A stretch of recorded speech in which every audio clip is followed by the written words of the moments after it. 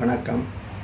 எங்களுடைய அமைப்பானது கடந்த 15 வருடங்களாக எமது அமைப்புக்கான வேலை திட்டங்களை மிக நேர்த்தியாக செய்து வருகின்றது. அதில் எங்களுடைய மக்களுக்கான உதவி திட்டங்கள், மாவீரர் குடும்பங்களுக்கான உதவி திட்டங்கள், போராளிகளுக்கான உதவி திட்டங்கள், இவ்வாறான உதவி திட்டங்களை மிக நேர்த்தியாக சிதறலின்றி முடிந்தளவு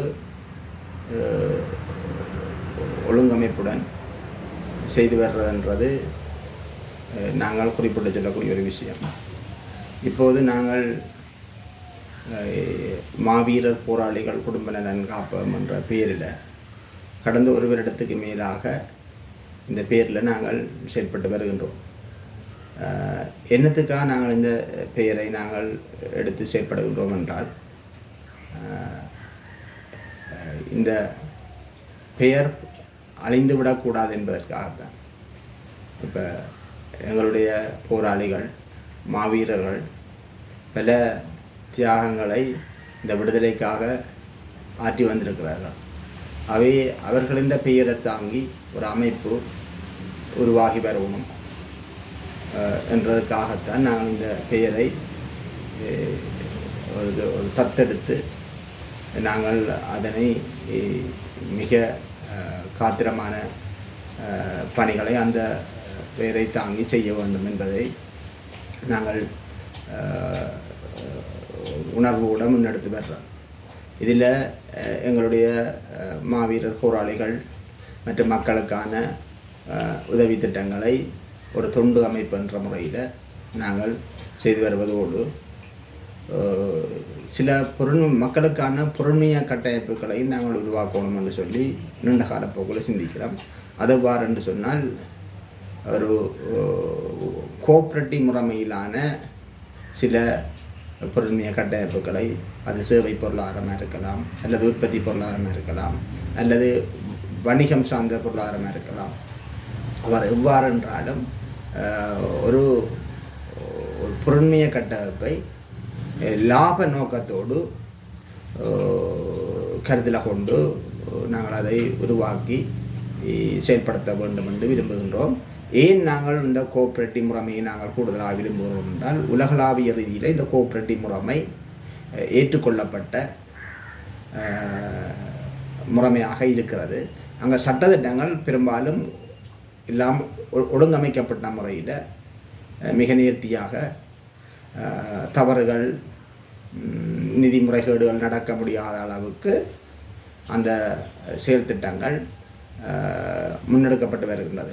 உங்களுக்கு தெரியும், இன்றைக்கு சைனாண்டா இல்லை ஜப்பான்டா இந்த கோஆப்ரேட்டிவ் முறைமையிலான பொருளாதார கட்டமைப்புகளுக்கு கூடாகத்தான் அவை இன்றைக்கு உலகத்தில் பெரிய பொருளாதார வல்லரசுகளாக எழுந்து நிற்கிறோம். இப்போ ஜப்பான் என்று சொன்னால், ஜப்பான் இன்றைக்கு உலகத்தின் 2வது பெரிய பொருளாதார வல்லரசாக இருக்குன்னு நினைக்கிறேன். அதேமாரி சைனா இன்றைக்கு தவிர்க்க முடியாத ஒரு பொருளாதார வல்லரசாக தன்னை கட்டமைச்சு கொண்டிருக்கு. உலகத்தில் எந்த பொருட்களை நீங்கள் எடுத்து பார்த்தாலும் அது ஒரு மிக மலிவான முறையில் அந்த உற்பத்திகளை செய்து உலகமெங்கும் அவையில் தங்களுடைய பொருளாதார உற்பத்திகளை ஏற்றுமதி செய்து கொண்டிருக்கிறோம். இதெல்லாம் இந்த கோஆப்ரேட்டிவ் முறைமை கூடாகத்தான் வந்தது. நாங்களும் இந்த கோஆப்ரேட்டிவ் முறைமை கூடாக பொருளாதார கட்டமைப்புகளை உருவாக்கி எங்களுடைய மக்களுக்கான பொறுமைய கட்டமைப்பை உருவாக்க வேண்டும் என்றதில் கூடின ஆர்வம் காட்டுகின்றோம். அது அந்தந்த பிரதேசங்களுக்கு ஏற்ற வகையில், அங்கே உள்ள பௌதிக வளங்களுக்கு ஏற்ற முறையிலேயும் அந்த பொறுமைய கட்டமைப்புகளை நாங்கள் உருவாக்கி கொள்வோம். இது எங்களுடைய 2வது நோக்கம். 3வது எங்களுடைய மக்களை அரசியல் விழிப்புணர்வுடன் செயல்படுவதற்கான வழிவகைகளை ஏற்படுத்தி கொடுத்தோம். இதில் பார்த்தீங்கன்னு சொன்னால், 2009க்கு பிறகு எங்களுடைய அரசியலில் பெரிய ஒரு இடைவெளி ஒன்று இருக்குது. எங்களுடைய 2009க்கு பிறகு எங்களுடைய மிதவாத அரசியல்வாதிகள் எங்களுடைய அரசியல் வழிகாட்டலை, தங்களுடைய அரசியல் வழிகாட்டலை எங்களை மக்களுக்கு சரியாக செய்யவில்லை. அவர்கள் 3-4 உடைஞ்சு போய் நின்று அவர்கள் ஒவ்வொரு கொள்கையை கதைச்சு கொண்டு நிற்கணும். ஒற்றுமை இல்லை.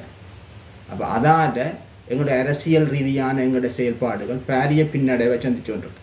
நிச்சயமாக நான் சொல்லுவேன், 2009க்கு பிறகு இந்த மிதவாத அரசியல்வாதிகள் சரியான தூர நோக்கோடு மக்கள் நலனுக்காக மட்டும் அவர்கள் அரசியலை முன்னெடுத்திருந்தால் நிச்சயமாக நாங்கள் இன்றைக்கு இந்த நிலையில் இருக்க மாட்டோம். நாங்கள் அடைந்திருக்க வேண்டிய அடைவுகள் எங்கேயோ போயிருக்கு.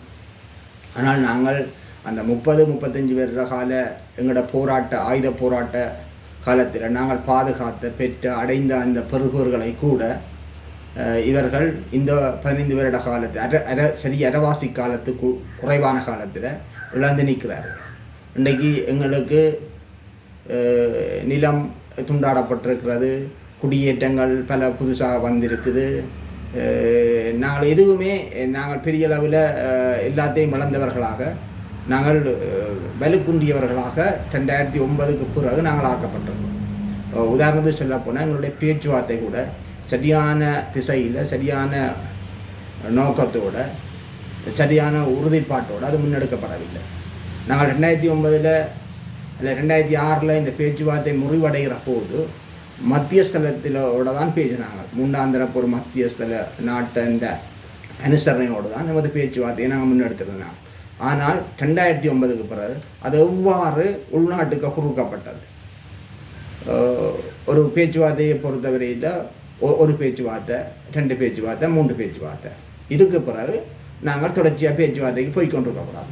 அப்போ அதுக்கு பிறகு அந்த முன்னுக்கு நடந்த பேச்சுவார்த்தைகள் அந்த எட்டப்பட்ட விடயங்களை நடைமுறைப்படுத்தினால்தான் அடுத்த பேச்சுவார்த்தைக்கு நாங்கள் வருவோம் என்ற ஒரு நிபந்தனையும் இருக்கும். சும்மா நாங்கள் 50 பேச்சுவார்த்தை, 80 பேச்சுவார்த்தை, 100 பேச்சுவார்த்தை பேசிக்கொண்டிருந்தோம்ன்றதில் அர்த்தம் இல்லை.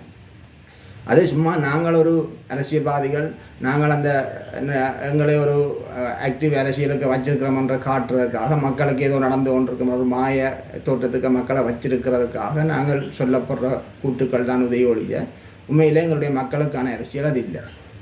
அப்போ நாங்கள் எங்களுடைய பேச்சுவார்த்தையை 2009க்கு முதல் 2006 எங்கே விடப்பட்டதோ அந்த இடத்துக்கு கொண்டு போகணும்.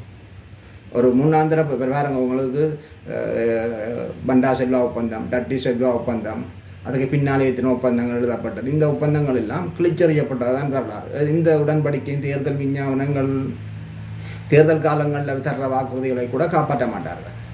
அவை நாங்கள் ஒவ்வொரு முறையும் அவர்கள் தர்ற வாக்குறுதிகளை நம்பி அவர்களுக்கு ஆதரவை கொடுத்து நாங்கள் ஏமாற்றப்பட்ட ஒரு சக்தியாகத்தான் கடந்த காலங்களில் இருந்து இன்று வரையும் நாங்கள் வந்து கொண்டிருக்கோம். அவை இந்த ஒரு போக்கை தொடர்ச்சியாக நாங்கள் கடைப்பிடிக்கக்கூடாது. நாங்கள் சர்வதேச ஒரு அனுசரணையுடன் மத்தியஸ்தலத்தின் மத்தியில் தான் எங்களோட பேச்சுவார்த்தைகளை முன்னெடுப்போம்.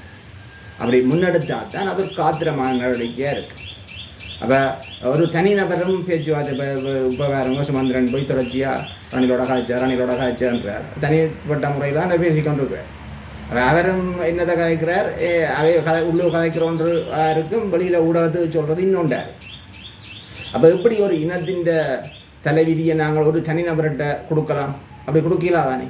அப்போ ஆகவே ஒரு குழு தான் அந்த பேச்சுவார்த்தையை கையாளணுமே, தனிப்பட்ட நம்ம கையாளக்கூடாது. அதுவும் 3ஆம் தரப்பு மத்தியஸ்தத்துடன் நாங்கள் இரண்டோம். அவை இந்த விடயங்கள் எல்லாத்தையும் கருத்தில் கொண்டு எங்களோட மக்களை ஒரு அறிவிலிகளாக தொடர்ச்சியாக வச்சு கொண்டிருக்கிற அந்த அறிவிலித்தனமான கருத்துக்களை மக்களுக்கு சொல்லி மக்களை பேய் காட்டி கொண்டு தாங்கள் அரசியல் உழைப்பை நடத்தி கொண்டிருக்கலாம் என்ற எங்களோட அரசியல்வாதிகளோட சிந்தனையில் ஒரு பாரிய இடிய போடக்கூடிய ஒரு நிலைமையை நாங்கள் உருவாக்குறதுக்காகத்தான் நாங்கள் போராளிகளாகிய நாங்கள் இந்த விடுதலை போராட்டத்துக்காக பல தியாகங்களை செய்திருக்கிறோம். எங்களுடைய மாவீரர் எங்களோடு போராடிய போராளிகள் பலர் மாவீரர்களாக இருக்கிறார்கள். இந்த விடயங்களுக்கெல்லாம் ஒரு பொறுப்பு வாய்ந்த வர்களாக நாங்கள் இருந்து கொண்டு இந்த மக்களை அரசியல் விழிப்புணர்வு படுத்தி அரசியல்வாதிகளுக்கு ஒரு அழுத்தத்தை கொடுக்கக்கூடிய ஒரு அமைப்பாக, பேரம் பேசுகின்ற ஒரு அமைப்பாக வளரணும் என்ற தேவை இந்த போராளிகளுக்கு இருக்குது. அவை அந்த கடமையை தான் நாங்கள் செய்து வருகின்றோம். நாங்கள் அரசியல் என்று கட்சி அரசியல் அல்லது வாக்கரசியலுக்குள்ள நாங்கள் ஒரு காலம் போக மாட்டோம். நாங்கள் ஒரு மக்களை அரசியல் படுத்துகின்ற ஒரு விழிப்புணர்வு செய்கின்ற ஒரு செயல்பாட்டைத்தான் நாங்கள் செய்ய விரும்புகிறோம். இப்போது எங்களுடைய காலங்களில் சில விடயங்கள் கேட்கின்றது. என்னென்று சொன்னால், நாங்கள் என்ன அரசியலில் ஈடுபடுறோம் என்ற என்ன அரசியலில் ஈடுபடினோம், அரசியலில் ஈடுபட போயினோம் என்ற மாதிரியான சில கதைகள் வருகிறது. அவை நாங்கள் செய்கிற அரசியல் என்றால் நாங்கள் ஒரு பொது அமைப்பு என்ற முறையில், பொறுப்புணர்வு மிக்க அமைப்பு என்ற முறையில் ஒரு மக்களை அரசியல் விழிப்புணர்வு படுத்துகின்ற ஒரு வேலை திட்டத்தை தான் நாங்கள் செய்கின்றோம். அதுன்ற ஒரு வெளிப்பாடாக தான் இப்போ இந்த பொது வேட்பாளருக்கு நாங்கள் மிகுந்த ஆதரவை கொடுத்து அதற்கு முக்கியத்துவம் கொடுத்து அதை நாங்கள் செயல்படுத்தி வருகின்றோம். எனவே இந்த விடயங்களை நீங்கள் தெளிவாக புரிந்து கொண்டீர்கள் என்றால் தான் நாங்கள் என்ன செயல்பாடுகளை செய்கின்றோம் என்றது உங்களுக்கு தெரியும். நீங்கள் அரசியல் என்றால் அது எல்லாமே கட்சி அரசியல், வாக்கு அரசியல் என்ற அடிப்படையில் நீங்கள் பார்க்கக்கூடாது. அரசியல் பொதுவான கொள்கை அரசியலைத்தான் நாங்கள் செய்கின்றோம். அந்த கொள்கையின் பாற்பட்டுத்தான் மக்களை அரசியல் விழிப்புணர்வுபடுத்துகின்ற செயல்பாடுகளையும் ஈடுபடுகின்றோம். அதற்கான கட்டமைப்புகளை நாங்கள் பலப்படுத்தி வருகின்றோம். கிராமங்களில் இருந்து பிரதேசம், மாவட்டம், மாகாணம் என்ற முறையில் நாங்கள் எங்களோட கட்டமைப்புகளை விஸ்தரித்து தொடர்ச்சியாக பொறுப்புணர்வு மிக்க ஒரு அமைப்பாக எங்களுக்கான மக்களுக்கான அரசியல் விழிப்புணர்வை ஏற்படுத்துகின்ற ஒரு அமைப்பாக, அரசியல்வாதிகளுக்கு ஒரு அழுத்தம் கொடுக்கின்ற அமைப்பாக, பேரம் பேசுகின்ற அமைப்பாக தொடர்ச்சியாக எங்கள் அமைப்பு செயல்பட்டு வரும் என்பதை தெரிவித்துக் கொள்கின்றோம். ஏன் இதை நான் இப்போது சொல்கின்றேன் என்றால், எங்களுக்கு இந்த இவ்வாறான கருத்துக்கள் எங்களோட காதுக்குள்ள மற்றவர்கள் கதைக்கிறது எங்களுக்கு கேட்குது. அப்போ அதால் தான் நாங்கள் இந்த விடயத்தை மிக தெளிவாக நாங்கள் வெளிப்படுத்த விரும்புகின்றோம். அரசியல் என்பது அரசியலிருந்து யாரும் விடுபட முடியாதது. ஆனால் நாங்கள் சொல்கிற அரசியல் வேறு, நீங்கள் நினைக்கின்ற அரசியல் வேறு. நீங்கள் நினைக்கின்றீர்கள் ஏதோ வாக்கு அரசியல் அல்லது கட்சி அரசியலுக்குள்ள நாங்கள் நிற்கின்றோம் உண்டு. நாங்கள் அவ்வாறு இல்லை. நாங்கள் ஒரு கொள்கை அரசியலுக்குள்ள மக்களுக்கான பொது அரசியலை தான் நாங்கள் நிற்கின்றோம். அதைத்தான் நாங்கள் எதிர்பார்க்கின்றோம். மக்களை ஒரு விழிப்புணர்வு மிக்க சமூகமாக கட்டியெழுப்ப வேண்டியது எங்களுடைய பொறுப்பாக இருக்கின்றதால் நான் அந்த செயல்பாடுகளை முன்னெடுத்து வருகிறோம். நன்றி.